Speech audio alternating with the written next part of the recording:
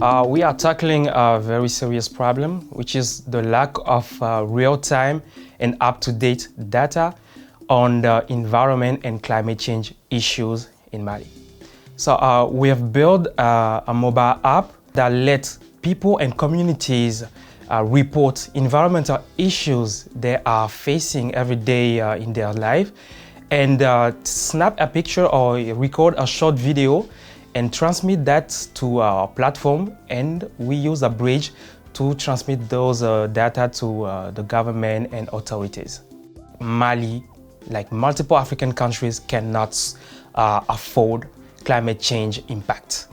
So that drives us to think about how can we turn this challenge into an opportunity.